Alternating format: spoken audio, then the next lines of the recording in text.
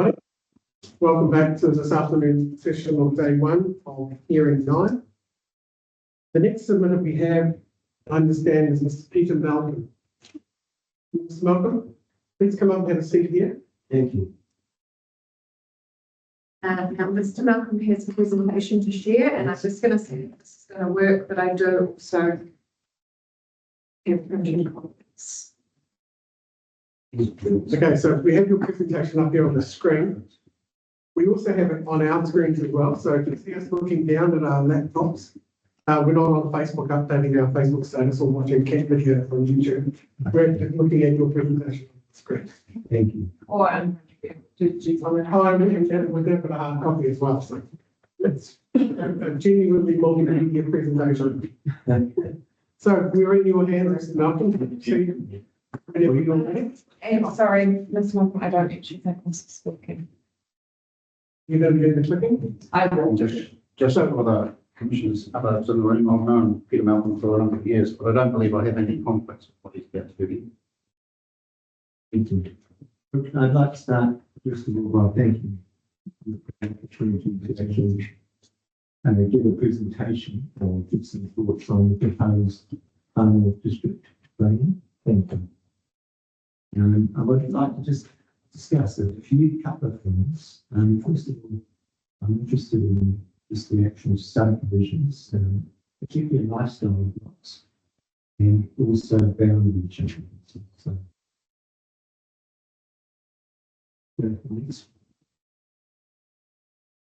I think some degree of flexibility is beneficial to older farmers, family members, and people who are working on family farmers,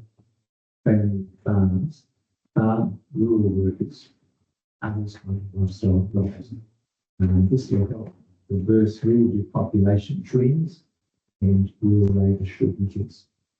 I think that basically that rural lifestyle blocks and rural are beneficial for older farmers and their families, particularly those who want to retain some sort of association with the farm which they've worked on for quite some time and done years.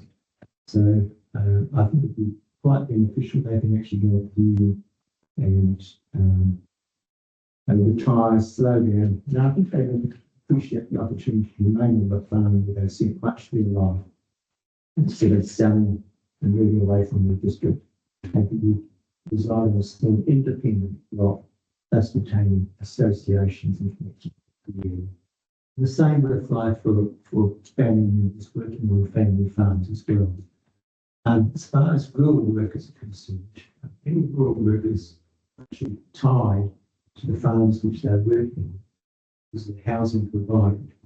So that they actually have access to a small block on the farm or near the farm, it provides them with greater financial security and independence, gives them a bit of work flexibility. They're not actually tied to particularly employer because of housing requirements, and also helps cement their connection in the area as well. So, next.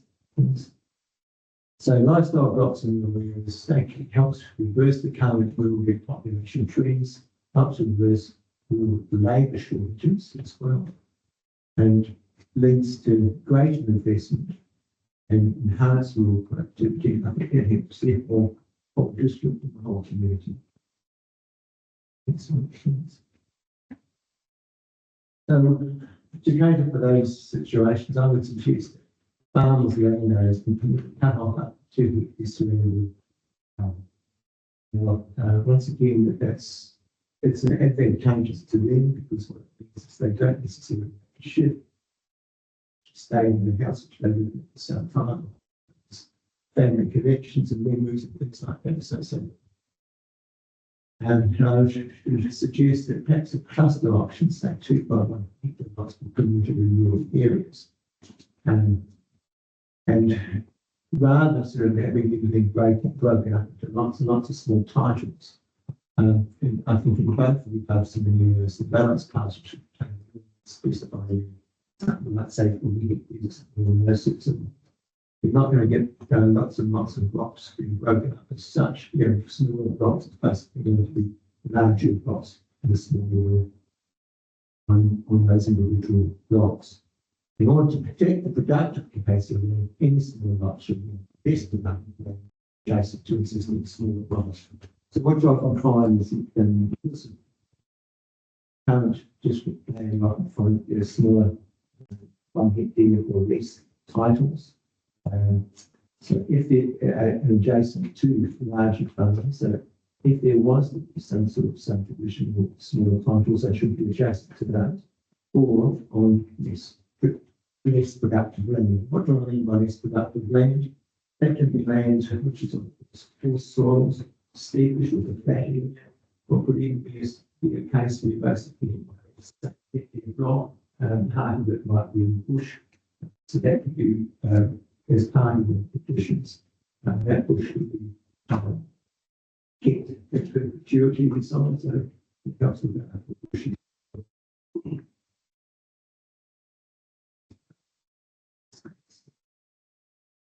The other thing too is what I'd like to mention is that the adjustments among existing titles in the law there should be permitted.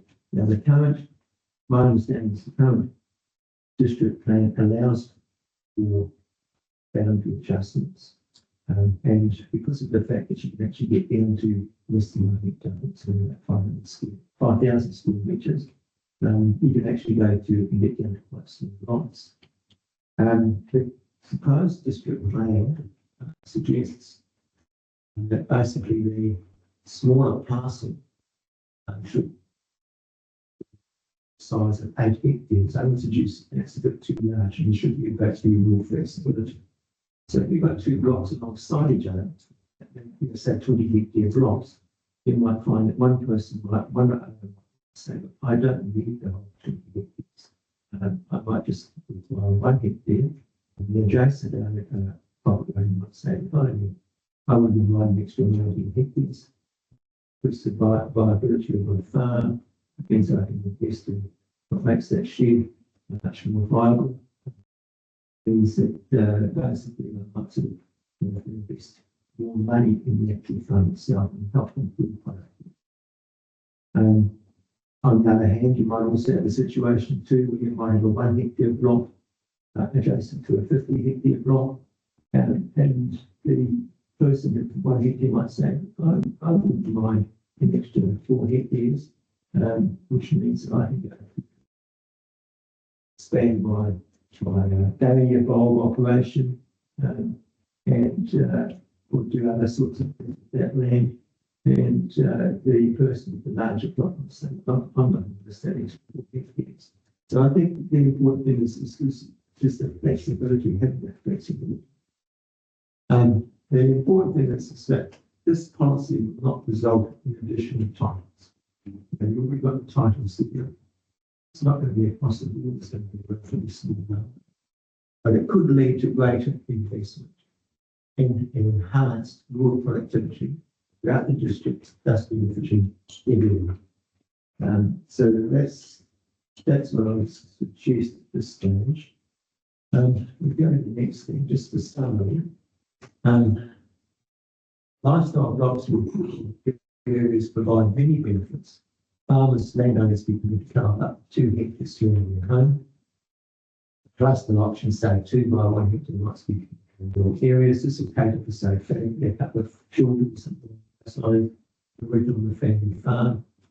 In both of the above scenarios, the balanced parcel should contain specified areas and 40 hectares. Slide, thanks. And summary 2, boundary adjustments should continue among existing signage, should be permitted, but to enhance land use flexibility with the small parcel post boundary just should be in not 8 hectares.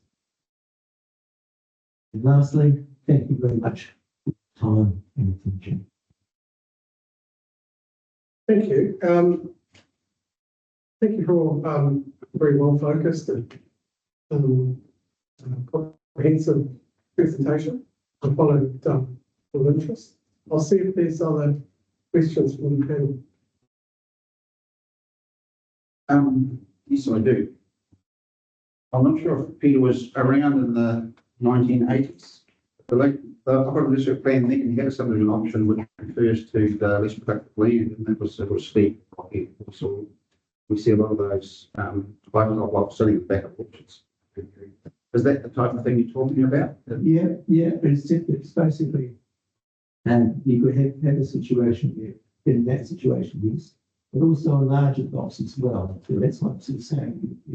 If you look at, say, 40 hectares, it means that you might have smaller lots doing that sort of thing as well. And I think that's an advantage. And that land can be used productively, but also it could also apply to larger lots too. To my second question. You mentioned your rural boundary adjustments lead to greater investment in enhanced productivity in opposition. Historically, there was talk of smaller lots being more productive. They can be, but also sometimes you need a little bit more flexibility in terms of that. Some individuals might say, I mind having a little bit extra land rather than having to sell. And the neighbours would, I can actually purchase part of the neighbour's place. Yeah, so that's your boundary adjustment. That's the boundary adjustment. So the issue which people are saying, issues of reverse sensitivity. But I mean, in that sort of situation, you're not getting any additional titles. And you'll find that if you were concerned about that particular issue, and I think if you look at overseas jurisdictions, often they have covenants in place on the actual titles of small farms, saying, look, you live in a rural area, times when people are going to be harvesting crops at certain times of the day, making carriage is going to be noisy after dark, going to be lights flashing, those sorts. So I think it's a case of flexibility, being open to being flexible, and I think it just gives more opportunities for people.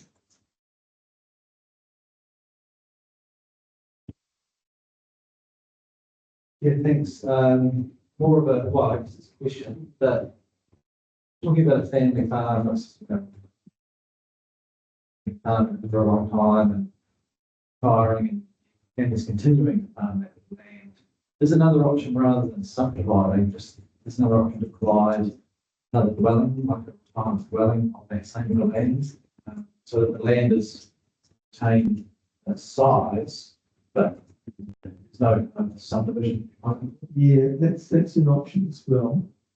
But the difficulty is that some people, sometimes in family situations, you want the one party wants to actually have independent financial financial independence and so on. So if you're in a situation where I've got an additional dwelling that I'm dependent upon my kids and my grandkids to ensure that I actually can live in this house, that's different from a situation we've got a separate title. So at least you do have some sort of financial independence. So that's the key thing, is the financial. I think that's one of the issues here. And is it the effect on the overall farm, especially in the larger farm, so it's not going to be pretty good.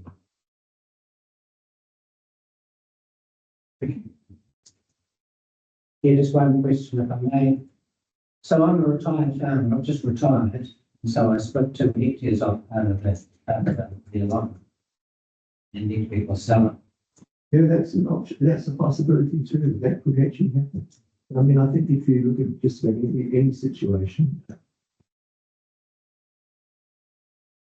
you will find that there are some people who will try to take advantage of their other opportunities. That's fantastic. I can stay here, I can stay with my gardens. My wife's here, I've got my dahlias, and I've got my bulbs, and I've got my jerseys and things like that. I built this place up over a few decades. Not a garden or something. Yeah, I mean, that's the sort of thing. But I think Peter's idea might be good, might be perhaps the planning division provide for enough dwelling. Not necessarily having the subdivision. But I said the problem which you're facing is that sometimes a lot of people want to be financially independent. Yes, yeah. Yeah, well, especially after about money as well. Yeah, exactly. Exactly. Okay, thanks. Thank you. I'll just sort of follow on from that theme, really. I mean, retirement lots have been tried. And I think the circumstances that Commissioner Watson has eventuated more often than not, which is the application that a farmer genuinely wanted to retire on his land and watch his sons work the land and he sort of took it easy. But then he goes off for retirement and it gets sold to somebody else within a matter of years. And I think there are in some circumstances where the lot actually funded the retirement village relocation. Yeah, that's And I'm not saying that because I'm a particularly cynical person, but it just seems to me that there's a lot of evidence that that sort of thing tends to happen. yeah, but you also find too that How do you stop it though? I mean, this is the thing. I don't think you can stop it, but what could be is that you get someone else in there, and the family inside, and that could also provide employment for some of the local farms as well. So it's not just people working on the farm, people.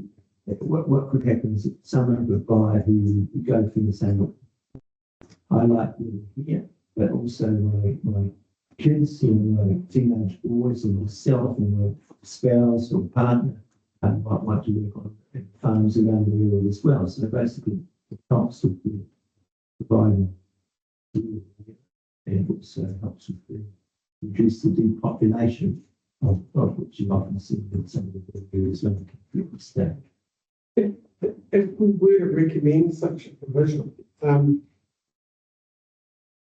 you think there's potential for a mechanism that would restrict its ability to be sold outright or tied to parent property for a period of time or under certain circumstances to stop the immediate fragmentation and sales of a non-relative?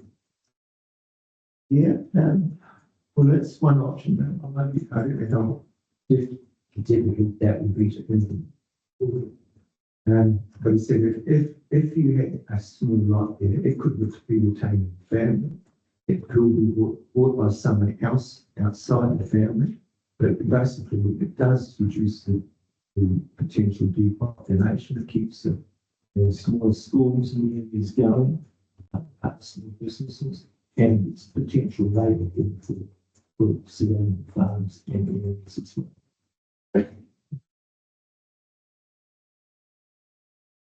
And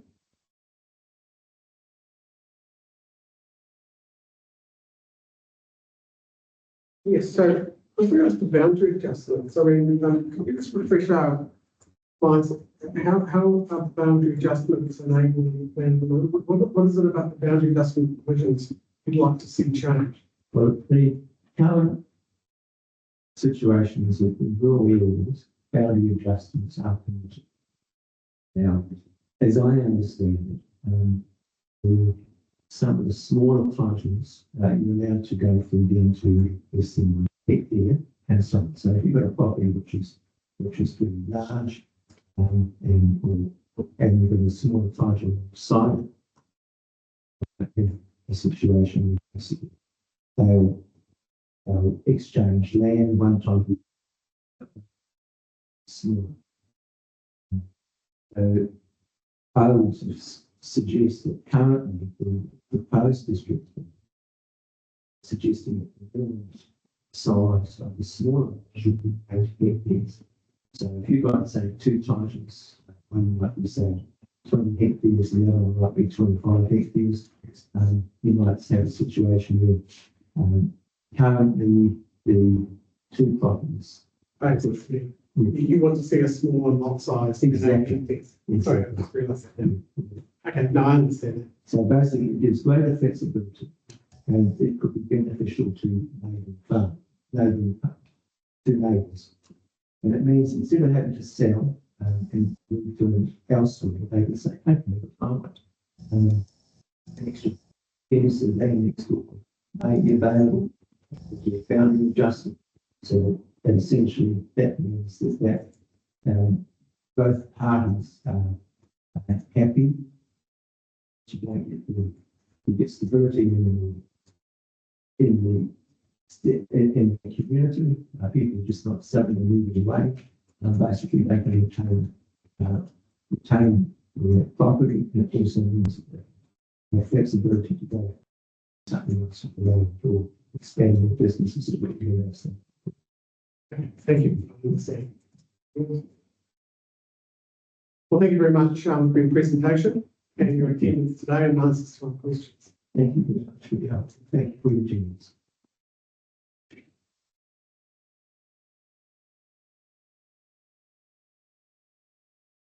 So we've got Joanne Monroe online. Colin is on his way in person. What does it want to read? Joanne, can you hear us? That's good. It's fine. Moving on Yes, now. I can.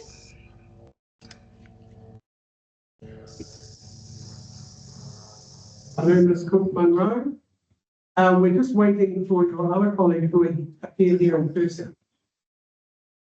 Okay, yep.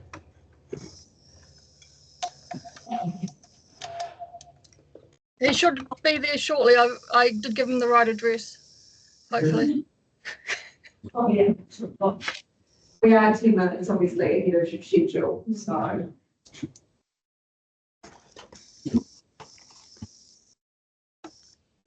One of the things that we could do, Ms. Cook Monroe, we could hear from you initially and ask some questions and then hear the evidence from your plan when they get there, or we could just wait and hear you both together. I'll leave that in your hands. Oh, well, Colin knows what I've written, so I'm quite happy to go through that and start asking questions, Okay. if that's okay.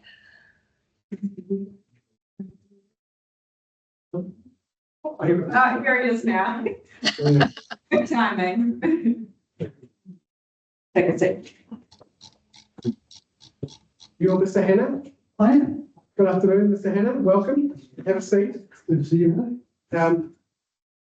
See your colleague is there, larger than life on the screen. You're referred to as the planner a few moments ago, so you can be better. Yeah, it's always. I don't know what you put it. There's been science in my background. Okay, then Ms. Cook Monroe, do you want to go first? Yes. Yes, I can do that. Can I take my hearing statement as being read? Yeah, we've all I read will it. just highlight some main points. We talk about in the submission the importance of the rural environment in New Zealand, the fact that it's crucial for both the economy and the country's cultural identity. Agriculture is a cornerstone of New Zealand's economy, with rural areas providing the land and resources for dairy farming, sheep grazing, horticulture and forestry. These industries not only contribute significantly to export revenue, but also help sustain local communities through employment and services. Agriculture creates jobs directly on farms and in related sectors such as processing, transportation and retail. If rural land is lost to urban sprawl or industrial development, these local economies could be significantly weakened through job losses and less money spent in the local economies. The rural environment plays a crucial role in the viability of farming. Rural areas are the primary locations for agriculture, which is essential for food production. It is vital to preserve rural areas for farming as they provide not only the resources needed for daily life, but also contribute to ecological balance, economic health and local community resilience.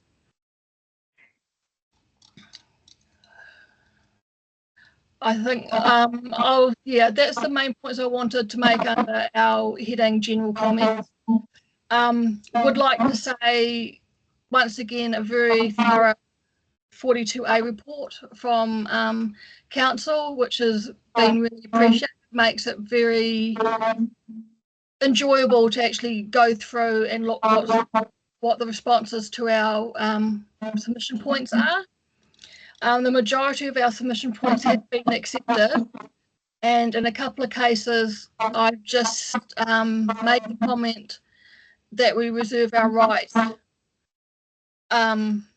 on a couple of issues. We're just currently working through internally what our position moving forward would be on these topics. So that's why I've done that.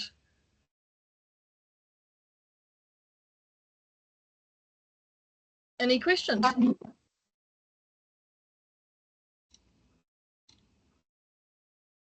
So do you have any views on the minimum lot size? I mean, as I recall looking through it, so it's just like going now.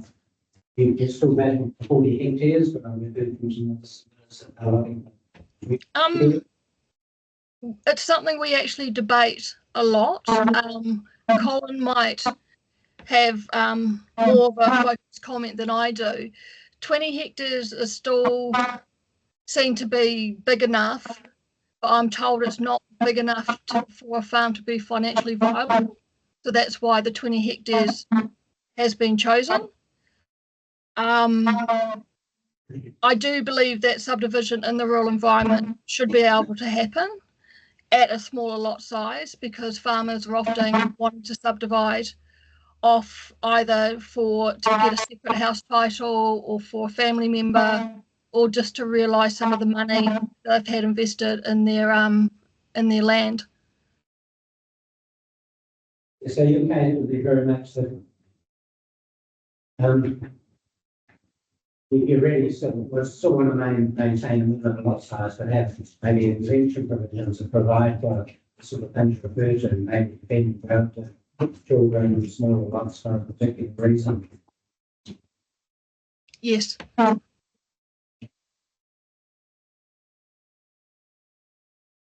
You just really just wanted to check that there was nothing specific in your evidence for us today that we need, that we need to make a call on, I guess. You're basically saying to us that you in agreement with what the section 42A providers have said for this particular topic, but you're reserving your right for future topics. Is that how I remember it? Yes, there's no particular decisions that the hearings panel needs to make on this hearing statement today. Okay, that's good. Thank you.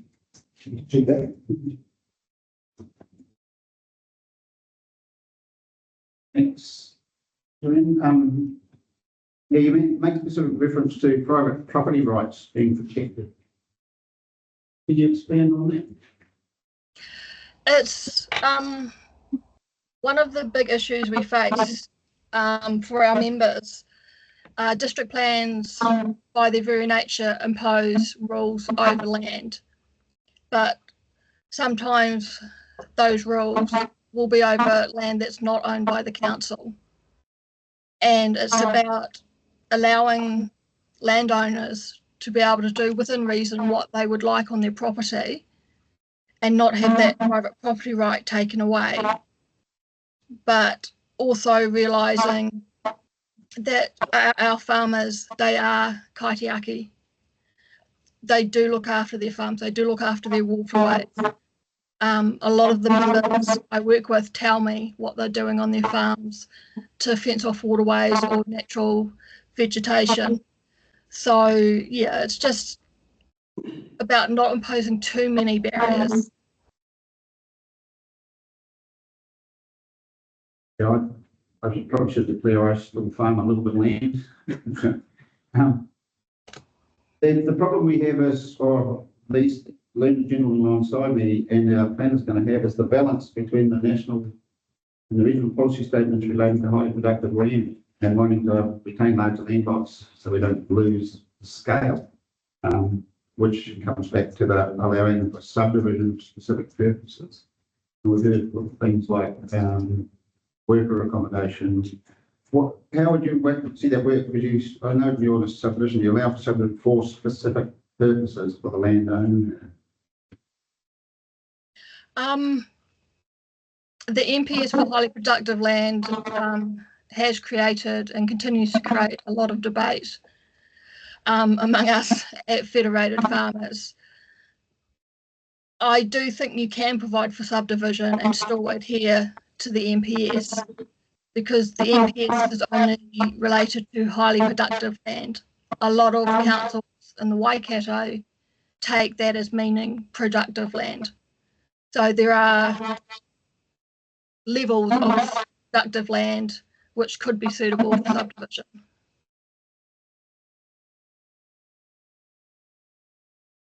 Might be an explanation. The differentiation. In Northern, just on that question, you'd be struggling to make a living out of 40 hectares traditional farming. Like Joanne said, the location that may well be different. Soil is much higher. I don't think it might be other people particularly do it horticulture. Yeah, I mean, this is this issue is being wrestled with since district planning instruments first arrived, right? Because allowing farmers to get on with the business of feeding the country and exporting their surplus overseas and feeding the world. And at the same time, wrestling with that intergenerational effect, what does fragmentation do to that resource, those resources over time? And of course, we've seen evidence of this.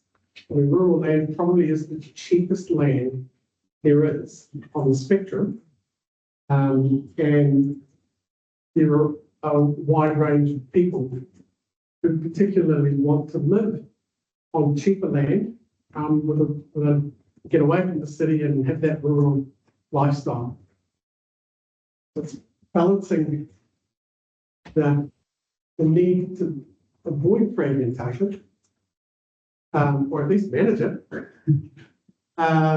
whilst also allowing farmers to get on with what they're doing, but also allowing them pathways to be efficient and productive and allow them to do other things other than strictly producing food. I think this is the thing we sort of seem to be wrestling with. And it'd be a little flippant, sometimes you hear this evidence, and about farmers needing the flexibility to respond to things. It always seems to be that the answer to many, many questions is more subdivision. And this is what the local authority is wrestling with.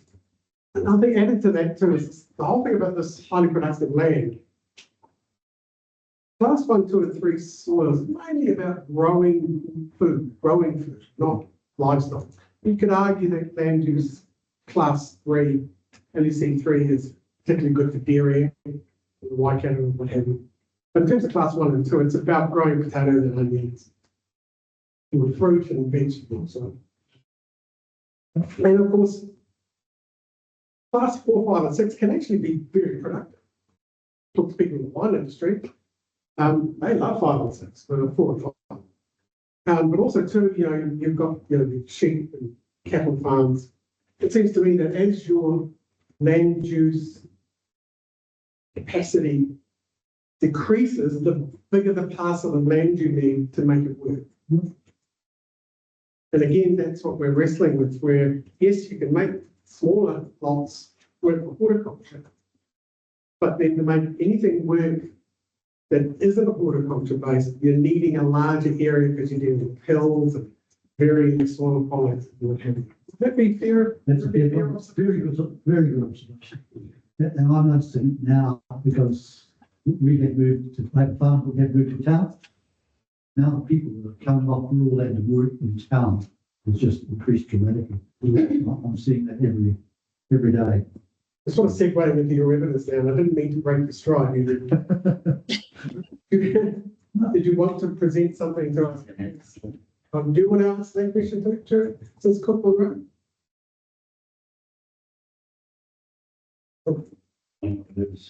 Hello? Can you hear me? Oh, sorry, you're just fading in and out. Okay. I was just going to say, did you have any comments to make about that? I think for me, I'm not a farming expert and I don't put myself forward as one, but the ability to subdivide land for a farmer could be the difference in a bad year of them walking off a farm or being able to stay and the farm keep operating. And I guess I'm urging the panel to keep that in mind. Farmers they subdivide for a reason. They have a lot of money to land and the structures and everything on that land. But in a bad year, subdivision is an answer for them to get some cash to keep them going until things improve. Okay, thank you. Yeah, I've got just a couple of things. I wear a number of hats besides President Federal Advance Wilson. I'm also representative for Rural Health National. And so a couple of questions to come up around noise and helicopter usage. I just want to make sure that Kaitaia, Rawiri and Kawakawa, which are the main hospitals in your area, will not be restrained by helicopter or noise use. That's one of the issues that I have, because this helicopter is our lifeline. And that's essential. So I just want to raise that. The other point that I want to raise on land use change, and around forestation, and I'm not against forestation because I actually come from a bit of a forestry background, is around fire hazards. And in terms of, I took the team to Australia in 2003 to the Canberra fires. And one of the aspects we had there was livestock corridors from native livestock into Canberra. And if it wasn't for a wind change, we sort of probably would have seen the whole northwest side of Canberra in flames. And so with setbacks and forestry, I think as Brian was earlier, this is probably more a question to our other learned gentlemen, ladies left over here, is around with your planning. We need to have a serious look at fire breaks across the region. When you actually look at our map and you look at the whole region, it's fractured with waterways. Now, if we go to fence that as required by the regional council, we could, with climate change, move into high-risk areas for our population in those ones. One of the suggestions may be that within the planning side, we actually have green areas which will break up fire and give fire fighters time to fight the fire. I mean, in Canberra, it was hopeless because the fire was jumping a kilometre ahead of where it was at the next stage of the fire, and just about impossible. That impacted on, who knows what will happen. So with climate change and the issues we have north of the Science Forest, with north of the Science Forest Nation going, we need to be aware of that situation for the future. So maybe a farm that's, for example, going to be a fire break, maybe there could be an adjustment in their rates, because that's for their sole purpose, is for the fire break. And on our streams, maybe we should be looking at 100 metre fire breaks to break up that corridor. That's one of the things that is concerning me, because I can tell you what, that trip to Canberra was sort of, I wouldn't like to see any of us face that. And warming temperatures, when we look at the forestation, I mean, look at this beautiful area here. It's a dry, very severe drought.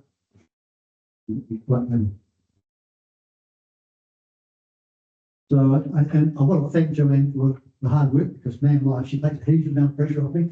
So thank you, Joanne. So any other question, I'm happy to answer them, but we are very pleased with what we've done. Thank you, staff, for being so accommodating in our requests.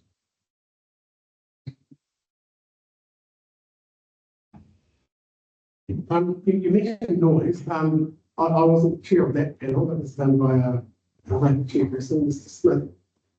You were there, though, weren't you? Absolutely. The only one in the group that was. Absolutely. Can you give us an update as to what noise and helicopters? Obviously, we haven't provided a right with fire, which we'll here Friday. Essentially, the officers collectively between the temporary activity and the noise chapters will collectively looking at exempting those flights and training through a note as part of those particular chapters. So that's not our intention to unduly restrict emergency services operation through the voice chapters. So and for aeronautical aviation as well, so sort of sufficient as well as the slide. So do you have one question clarification, Mr. Chair? Yes. Possible, thank you. We've heard for a couple of hearings now that Federated Farmers is preserving position of private property rights, and I guess that's obviously we'd like to know before we get to more formal processes about what that might be or where that might land, so we can either attempt to respond to it with, in a way that we can. If there are any indication, any views? Yeah, I was just going to think, I mean, it was framing as a question in my mind as well, which was, you know, if you're going to assert your, you know, if you wanted to make a position about private property rights, then the rural zoning provisions are probably the best place to make those changes, right? I can't disagree with you.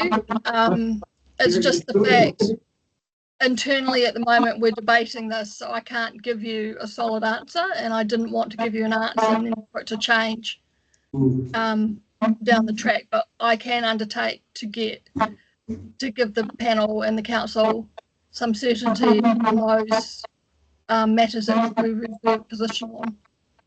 Yeah, because it's sort of almost intriguing that your legal submission says, oh yes, we pretty much support everything in the hearing 42A report, except for our rights from property rights. It sort of ends up going down here and then suddenly goes back out here again. Because, preserving a position on private property rights, you know, can cover a lot of things. The issue, private property rights is very difficult to deal with in a resource management context. The RMA doesn't allow for private property rights to be exercised, but private property rights is an issue for our members because councils, when they do their plans, whether at district or regional level, they put rules over the land and then they can put overlays on top of the rules over the land. For example, we have a farmer here in the Waikato. He's rural zoned, so he's got those rules. On top of that, he's got a SASMS overlay, and he's also got an ONL, ONF, and then I think there's also a significant natural area. So that's a lot of different things to be balanced, and restricting what he can and can't do on the farm. So our private property rights is about, it's not going down a legal route, it's going more along they should have the right to be able to do what they want within reason on their farms. Okay, thanks. I mean, these are matters I think we've raised in here before. You know, our state natural landscapes, features, coastal environment, and Indigenous biodiversity. You know, we can presented evidence at that hearing. And so we certainly know what the thoughts are about that. Just sort of wondering, what's the next? where is this position going to sort of perhaps be solidified? Well, at the National Council level, we're wrestling with that right now. So that's one of the reasons why Joanne's come in a position to, and I don't have an answer right now. But we are really not like sure. Unless it's like you just want to reserve your opinion. Yeah, it's sort of off the top level at the moment, working through it. Yeah. So just, I'll just give an example of something I saw when I was away at the weekend, and it refers to farmers. It's a massive financial asset, obviously, whether it's involved in machinery, livestock, and the land. So we've talked today of financial security, financial independence. So Monday, one river land, and early inheritance. And that's what I witnessed at a property I visited the weekend, where the daughter was area of land was subdivided off a large dairy farm. The access into her block actually crosses one of the farm races that goes to the dairy shed still. And she's running that as a boutique BP and earn very good money. But that's her inheritance has already dropped out, so she can carry on. So 35-year-old investor house. So that's those are some of the examples that the planners and just society in general needs to understand. I think that it's important. It's a massive asset, and to break it up, otherwise Monday would sell a farm and everyone bugger off. So, and it's a really difficult one to manage from this.